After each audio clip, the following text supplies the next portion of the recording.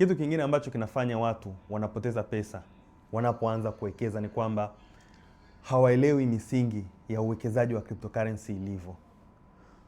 Watu wengi wanakurupuka kwa sababu wamesikia story kuhusu cryptocurrencies, wamesikia watu wakitengeneza pesa kupitia cryptocurrencies. Kwa hiyo wanakuja with expectation kwamba bwana, hii industry ina pesa, ngoja niweke pesa, nitapata pesa nyingi.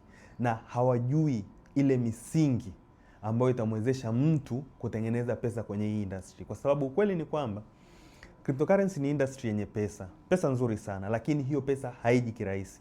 Lazima ufate misingi ambayo ipo. Lazima ujue kufanya analysis za project, lazima ujue kuanalyze coin yenyewe in the aspect ya economics, jinsi gani ambavyo supply na demand imekuwa balanced.